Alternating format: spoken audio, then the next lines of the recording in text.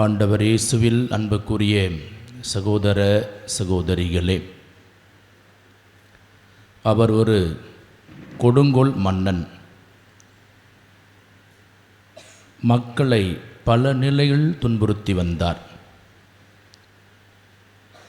கொடுமைகள் தாங்க முடியாத நிலை, மக்களின் நிலை பரிதாபமாக இருந்தது. இப்படிப்பட்ட சூழ்நிலையில் அந்த ஊருக்கு ஒரு ஞானி வருகை புரிந்திருந்தார். மக்கள் முறையிட்டார்கள். மன்னனை சந்தித்த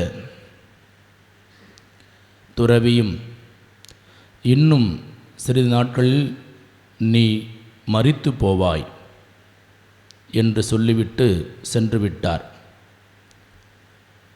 கொடுங்கோல் மன்னன் இருந்தபோதிலும் கூட அவனுக்குள் அச்சம். தன்னுடைய மரணத்தை எண்ணிய அவன் தன்னிடமிருந்த கொடுமையான மனிதத்தன்மையற்ற செயல்பாடுகள் ஒவ்வொன்றையும் விட்டுவிட முன்வந்தான்.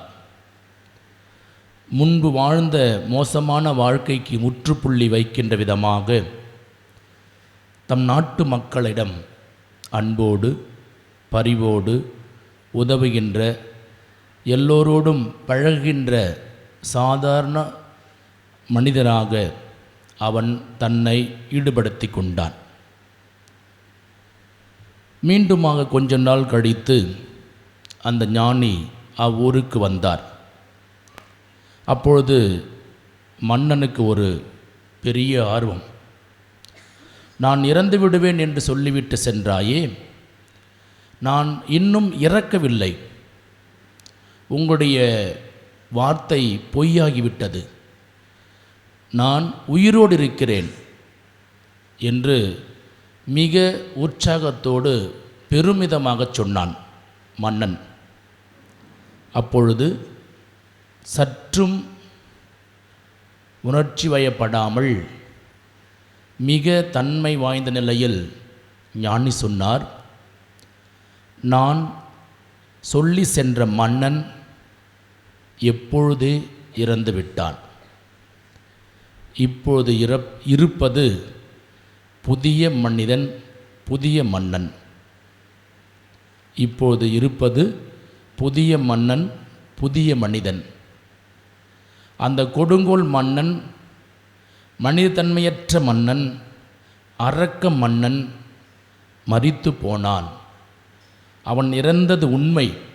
ஆனால் இப்பொழுது மனிதத்தன்மையுள்ள புதிய மன்னனை நான் பார்க்கிறேன் என்று அந்த ஞானி குறிப்பிட்டார். ஆண்டவர் இயேசுவில் அன்புக்குரிய சகோதர சகோதரிகளே, என்ற நற்செய்தியில் இடம்பெறுகின்ற அழகான ஒரு சிந்தனை.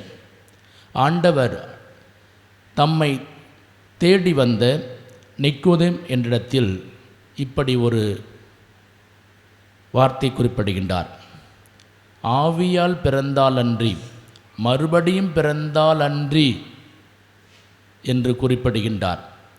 அவருடைய வார்த்தையை மேலோட்டமாக புரிந்து கொண்ட நிக்கோதேம், வயது முதிர்ந்த பின் எப்படி ஒருவர் பிறக்க முடியும், வயது முதிர்ந்த பிறகு ஒருவர் எப்படி பிறக்க முடியும் என்று மேலோட்டமாக அந்த வார்த்தைகளை புரிந்து கொள்கின்றார். ஆனால் ஆண்டவர் சொல்கிறார், ஆவியால் பிறந்தவர்கள், தூய ஆவியினால் பிறந்தவர்கள் ஆற்றலோடும் வல்லமையோடும் மனிதத்தன்மையோடும் உறவை கட்டியெழுப்புகின்றவர்களாக, நல்லதை செய்கின்றவர்களாக இருப்பார்கள். எவ்வாறு இந்த கொடுங்கோல் மன்னன் அந்த வாழ்க்கையை முற்றிலும் துறந்துவிட்டு நல்ல மனிதனாக, நல்ல அரசனாக மாறினானோ, அதே போன்று தூய ஆவியினால் பிறக்கின்ற ஒவ்வொருவரும் நல்ல மனநிலையோடு கூடிய நிலையில் நற்செயல்களை புரிந்து மனித மாண்போடு கூடிய நிலையில் இறைவனுக்கு உகந்த இறைசெல படைக்கப்பட்ட மக்களுக்கு உரிய நற்காரியங்களை செய்கின்ற மக்களாக இருப்பார்கள்.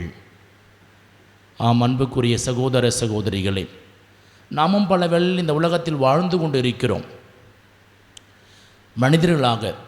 ஆனால் இறைவன் விரும்புகின்ற மனிதர்களாக, உயிர்த்த ஆண்டவருடைய உயிருள்ள சாட்சிகளாக, உயிர்ப்பின் மக்களாக வாழ்ந்து கொண்டிருக்கின்றோமா என்ற கேள்வி முன்வைத்தோம் என்றால் ஒரு விதமான அச்சம், ஒரு விதமான ஏமாற்றம்.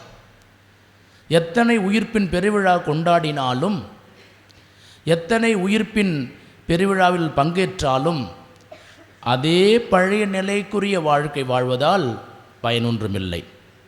மாறாக நாம் ஒவ்வொருவருமே தூய ஆவியினால் நிரப்பப்பட்டவளாக, உயிர்த்த ஆண்டவருடைய உயிருள்ள சாட்சிகளாக வாழ்கின்ற பொழுது நாம் இயேசுவில் உயிர் பெற்ற மக்களாக மாறுகின்றோம், வாழ்கின்றோம்.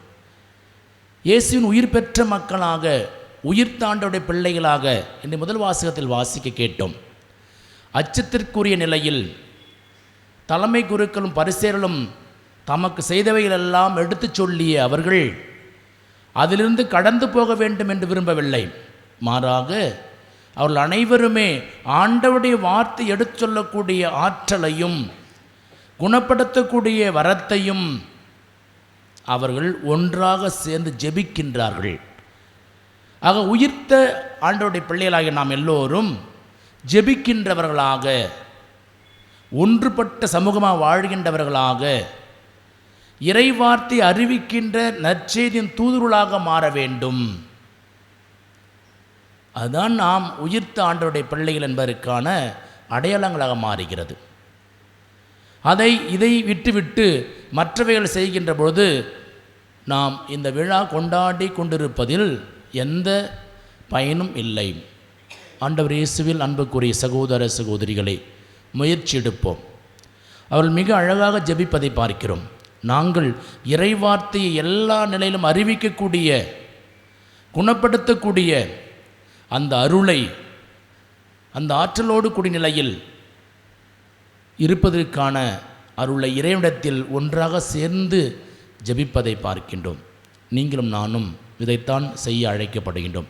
இதை நாம் எல்லோரும் ஒன்றாக சேர்ந்து, நம்மிடையும் சில இருக்கிற பிணக்குகள் நிறைய, இன்னும் பிணக்குகள் நிறைய இருக்கிறது. என்ன பிணக்குகள்? நான் மட்டும்தான். நிறைய பேர் இது தவறாக புரிந்து கொள்கின்றோம். இந்த இறைவார்த்தை என்பது ஏதோ என்னுடைய வாழ்க்கைக்கு அப்பாற்பட்ட ஒன்று, நான் வாழும் வாழ்க்கை என் இறைவார்த்தை, என் வழிபாட்டிற்கு அப்பாற்பட்ட ஒன்று. அதே கோபம், அதே பகைமை, அதே வெறுப்பு, அதே குருப்பிசம், அதே ஒற்று போகாத நிலை, இதுதான் என்னுடைய தனித்தன்மையாக அடையாளப்படுத்துகின்றோம். இது உயிர்த்த ஆண்டவருடைய பிள்ளைகளுக்குரிய அடையாளங்கள் அல்ல. இந்த இறை வழிபாடு நம்மை மனித மாண்போடு கூடிய நிலையில் இறைவனுடைய புதிய இயல்புகளால் நிரப்பப்பட வேண்டும், உயிர்ப்புக்கு பிள்ளைகளாக மாற வேண்டும். அதில்தான் நமது சாட்சி வாழ்வு நிறைந்திருக்கிறது. பலவர்கள் இன்றும் கூட எத்தனையோ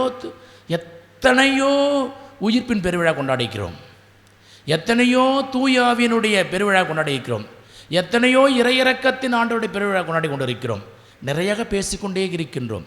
ஆனால் என் வாழ்வில் மாற்றங்கள், என்னிடம் விளங்குகின்ற அந்த கொடுங்கோல் செயல்பாடுகள், மனிதன்மையற்ற செயல்பாடுகள், மனித உறவுக்கு அப்பாற்பட்ட செயல்பாடுகள்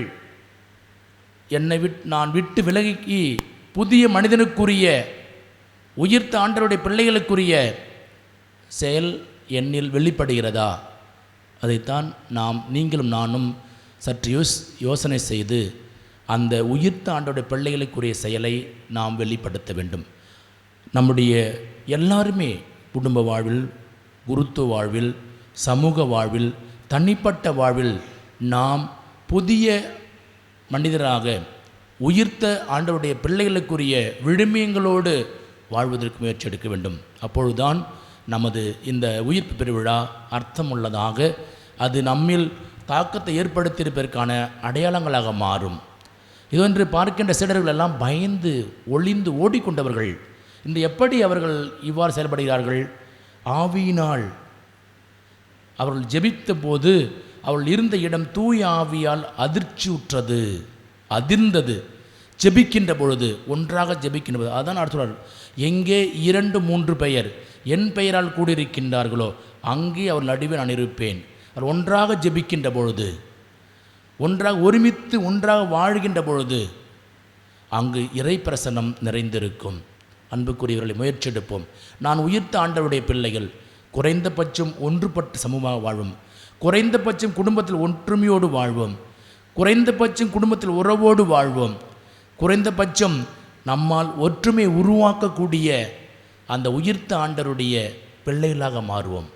எனவே இந்த திருப்பலில் மன்றாடும், இறைவா, உம் உயிர்ப்பின் பெருவிழாவை கொண்டாடி மகிழ்ந்து கொண்டிருக்கிற இந்த காலகட்டங்களில் நாங்களும் ஆவியினால் பிறக்க வேண்டும், நிரப்பப்பட்டு பிறக்க வேண்டும், உயிர்ப்பின் சாட்சியலாக மாற வேண்டும். எங்களிடம் இருக்கின்ற வெறுப்பு, விரக்திகள், பகைமை என்னும் பழைய இயல்புகளை விட்டு ஒழித்துவிட்டு உயிர்த்த உம்முடைய பிள்ளைகள் என்பதை எங்கள் அன்றாட வாழ்க்கையில் ஒற்றுமையாக, உறவோடு, அன்போடு, பகிர்தலோடு வாழ்வதன் வழியாக நாங்கள் புது மனிதர்களாக வாழுகின்ற வரத்தை எங்களுக்கு தாரும் என்று நம்பிக்கையோடு பலியில் மன்றாடி ஜெபிப்போம். இறைவனை சென்றென்று வாழ்த்து பெறுவாராக.